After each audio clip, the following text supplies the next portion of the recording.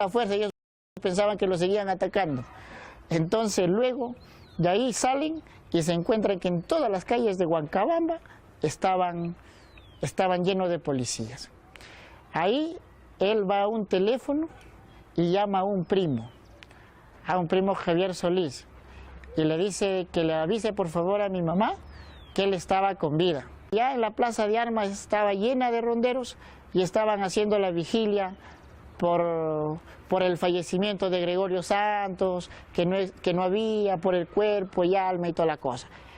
Luego de esos momentos él ingresa en una mototaxi a la plaza de armas de Jaén y es recibido y ovacionado allá por la población, por los ronderos, donde con lágrimas en sus ojos, en sus rostros, se notaba el gran entusiasmo y ya sabíamos que Gregorio Santos ya había llegado a Jaén también y que estaba con vida.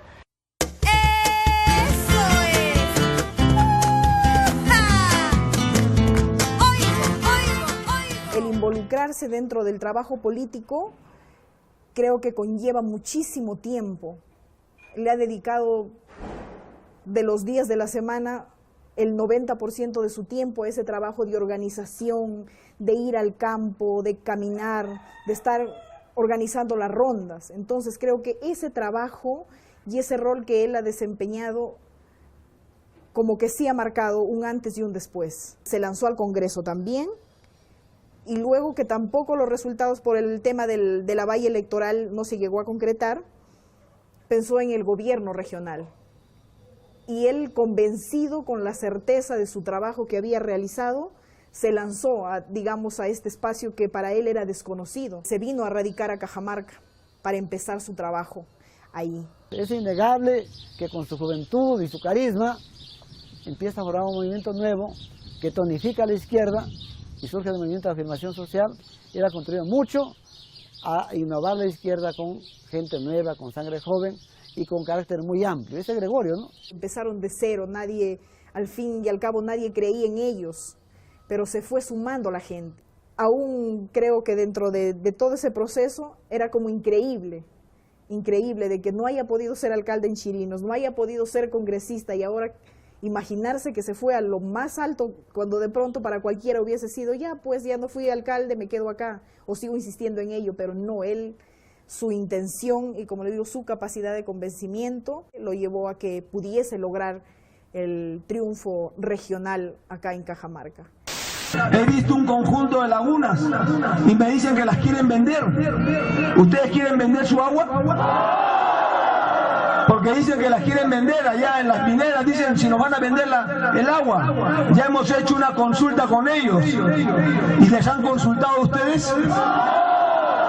Porque, ¿qué es más importante, el agua o el oro?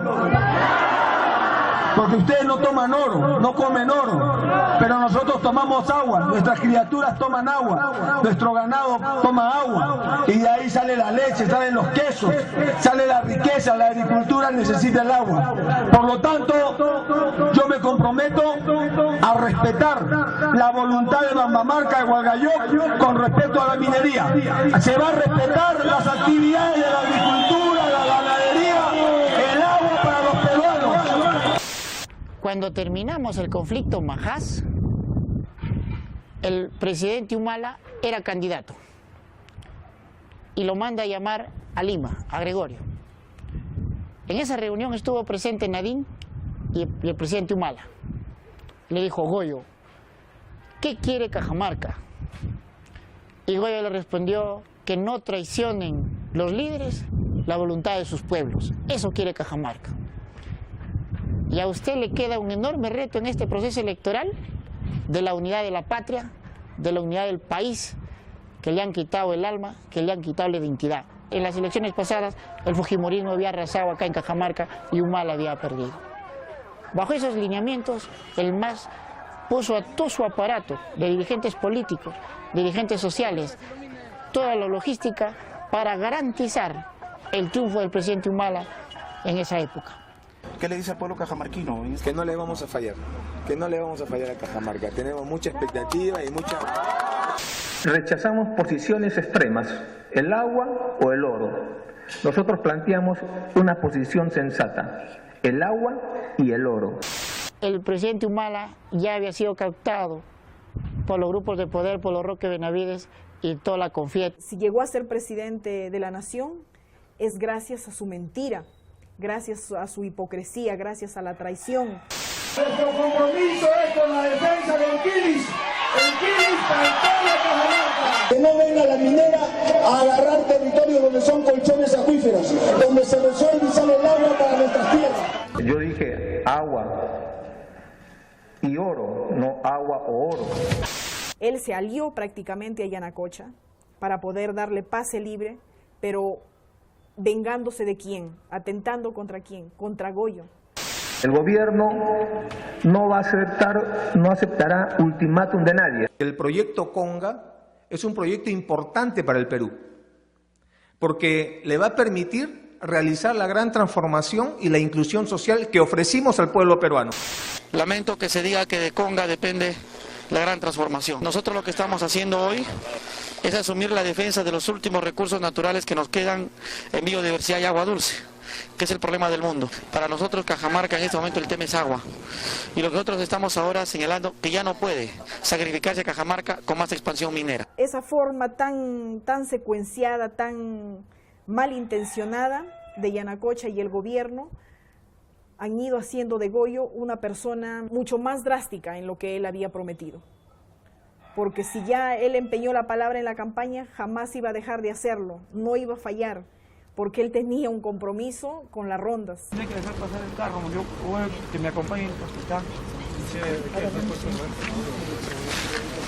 El camino, esta es una carretera, señor, carretera pública, usted lo conoce. O sea, Yanacocha no puede impedirnos transitar por las vías de comunicación, pues. ¿No? ¿Qué cosa? ¿Quién es él? Vamos caminando. Acá el presidente es la máxima autoridad de la región y no se puede desconocer. Yo le pido capitán. Me tiene que acompañar, capitán. ¿Que venga? El último pedido. Haga la línea ahí. ¿Están bloqueando la carretera, policía? No, estamos haciendo las coordinaciones. Están bloqueando la carretera, ¿verdad? ¿Por qué ordena bloquear la carretera usted? Hay que denunciarles. Yo aquí estoy cumpliendo pacientemente con todas las órdenes y las normas que ustedes dan. Me paseas todo un rato. No, yo estoy coordinando. ¿Coordinar para nada?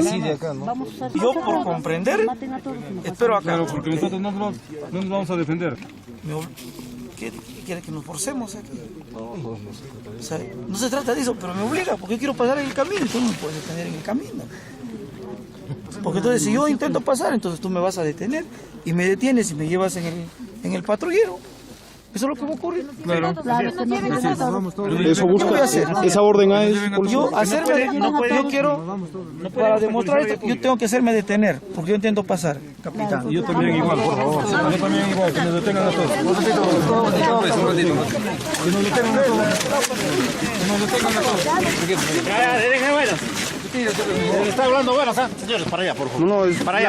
Está bien la cámara, pero no queremos chocar con usted tampoco. Un poquito más allá. Señores, por favor.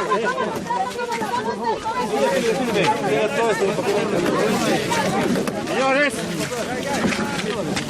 Por favor, entienda, pues, entienda.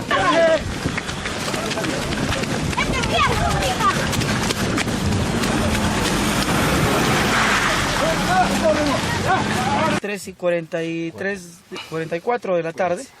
Entonces también damos pase al alcalde de Cajamarca para que demos ya con esto inicio a la reunión con algunas opiniones, terminar con algunas sugerencias y luego retirarnos.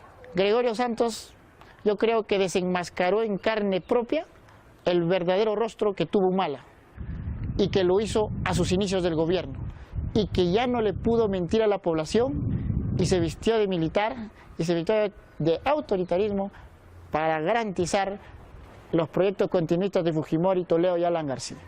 Estuve en Lima y yo creía que el proyecto Conga se va a hacer en Lima, en Miraflores, porque en todos los programas de televisión aparecía el programa y la propaganda del beneficio a favor de Conga. Y había un spot publicitario donde los niños, las mamás, los médicos hacían hijos y nacían con casco. Anuncio la declaración de estado de emergencia en las provincias de Cajamarca, Celendín, Hualgayoc y Contumasá. Nos encontramos en disposición del diálogo, de aclarar con transparencia, con humildad, todas las dudas, legítimas por cierto, que surgen de las comunidades y de la población de a pie. Porque para nosotros todos ustedes son importantes. No hay ciudadanos de primera o segunda categoría.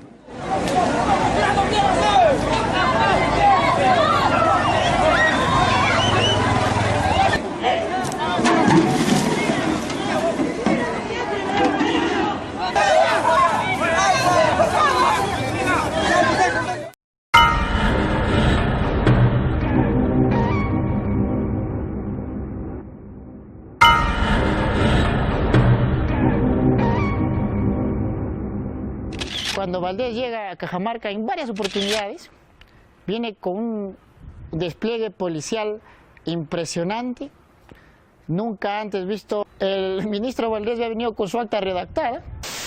Invito a firmar al presidente, yo voy a hacer lo propio. Habíamos quedado así, que íbamos a firmar, yo no sé por qué no vamos a firmar. No, ya el diálogo terminó. Todos los puntos que tenía ese papel eran para garantizar los proyectos, el proyecto Conga, y sin tomar en cuenta la otra parte de la masa social, de las organizaciones sociales. Y ahí es donde solito firma su acta el ministro Valdés, y Goyo le dice en la plaza: señor Valdés, tu acta no tiene validez, porque él mismo la había hecho, él mismo la firmó, y él mismo se fue llevando su carta sin ninguna organización, sin ningún planteamiento de toda la base social que había en Cajamarca. Yanacocha comunica a la opinión pública que, a exigencia del Supremo Gobierno y en aras de que se restablezca la tranquilidad y la paz social en Cajamarca, ha decidido suspender las actividades del proyecto. Ministro Lerner, envíeme la resolución ministerial donde me indique que el proyecto Conga es inviable y ha sido suspendido definitivamente. Él, en veces jugando con sus hermanos, se subía a las bancas y se tomaba la palabra ahí con sus hermanos. ¡Viva Cajamarca! ¡Viva el Perú! Creo que qué político no tiene enemigos, y eso a mi madre ha sido lo que todo el tiempo le ha torturado y le ha lastimado, el ver de pronto los ataques, que sí, secuencialmente han ido volviéndose mucho más agresivos, mucho más denigrantes, porque estos juicios no vienen desde que ya llegó al gobierno regional, sino ya veían cómo iba creciendo su liderazgo. Desde ahí vienen las represalias. Hasta la actualidad tiene 90 juicios, incluso uno de una manera sarcástica, se podría decir así, decir que han hecho daños psicológicos a la empresa de Yanacocha. Por eso también le suma un juicio más.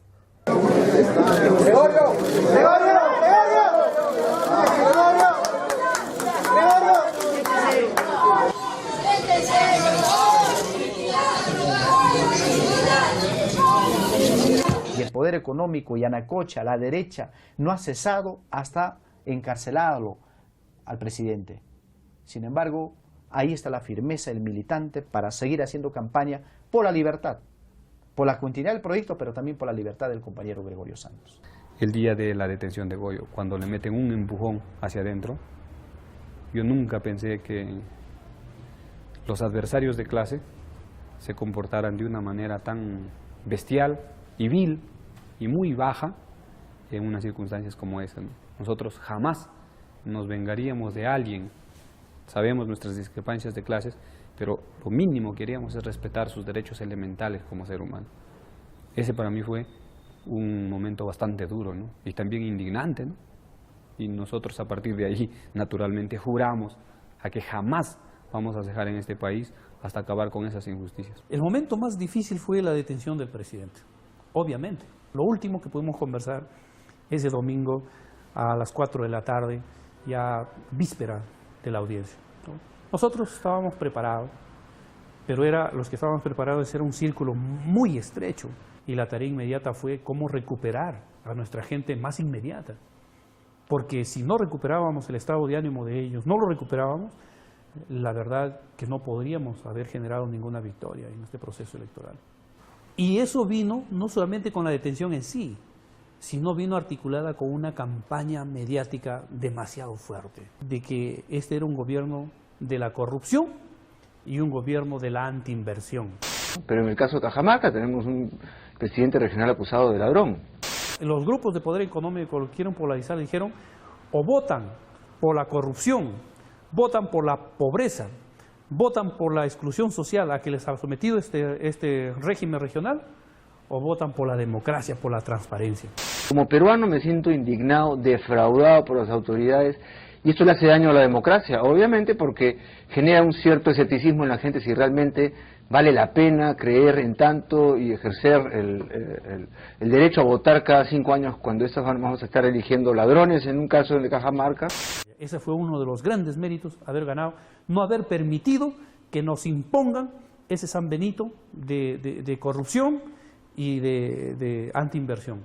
Más bien aquí, ellos vinieron por lana, salieron trasquilados. Su objetivo de ellos era justamente colocar en la prisión al presidente, aprovechando de que en el ideario común de la gente, a alguien le llevan a la cárcel porque ya hizo algo malo, es sencillo, ¿no? Y a eso jugaron justamente, pero las cosas le salieron al revés porque encontraron ya de por medio un pueblo movilizado, un pueblo comprometido con el presidente Santos, porque lo han visto caminar, le han visto sentarse en su mesa a compartir lo que ellos tenían. Yo recuerdo que la audiencia era día miércoles, yo con él me reuní día domingo en Lima, ¿no? Y él me dijo, ¿sabes qué?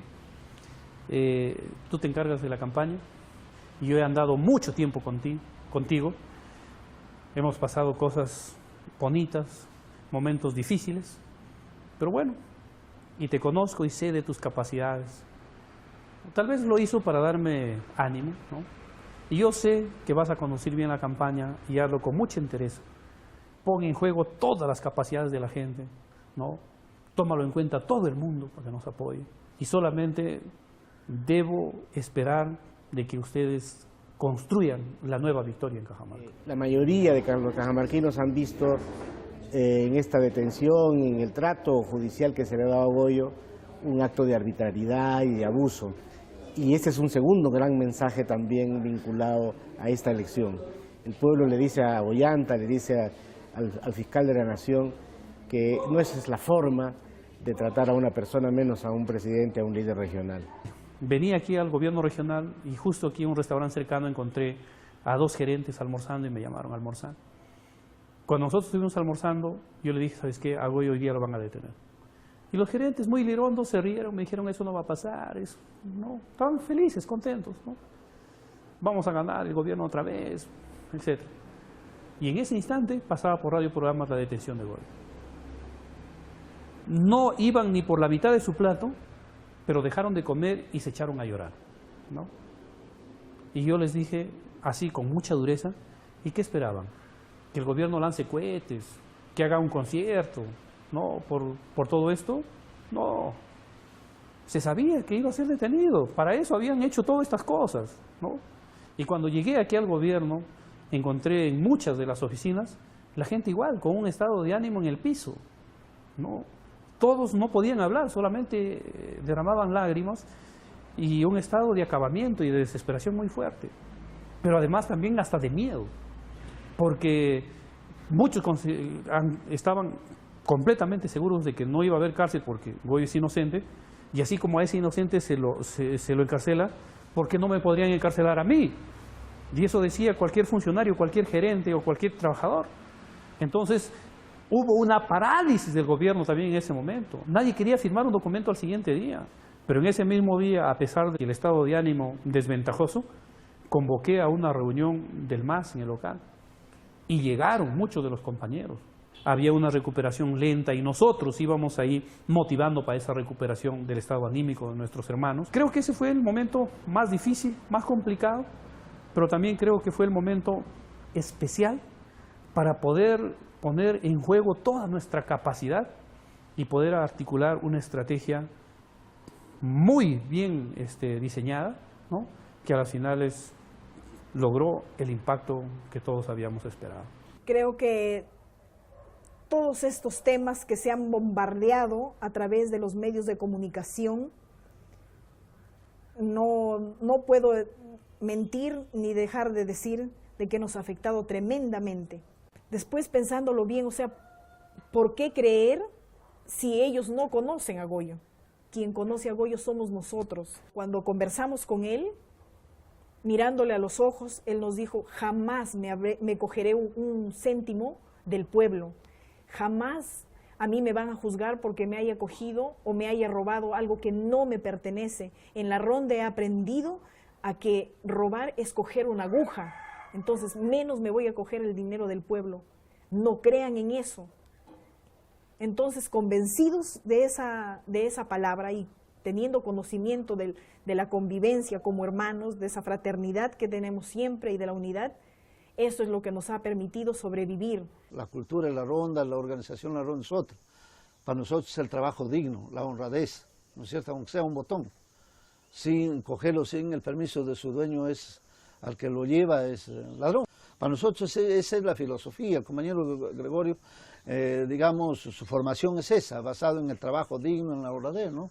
Había que prepararse en una semana lo que el fiscal había preparado en 2 años. Más de 20.000 páginas arrumadas ahí de argumentos que podían ir contra la moral de Gregorio Santos. Ahí encontré un rostro preocupado, pero siempre al instante como que redominaba y decía: no, carajo, nosotros vamos por este rumbo, acá vamos a estar. Y se fortalecía él solo.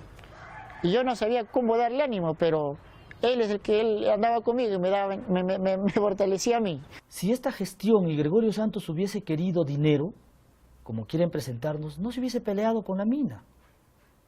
O sea, no nos hubiésemos confrontado a los grupos de poder económico, hubiésemos convivido con ellos, no hubiésemos tomado el toro por las astas, hubiésemos dejado que se siga cometiendo los abusos y las estafas a través de los estudios de impacto ambiental en los grandes proyectos de inversión a cambio de prebendas. Por eso es que decimos que hasta ahora la Fiscalía, entendiendo que el proceso va a continuar, hasta ahora no tiene un argumento.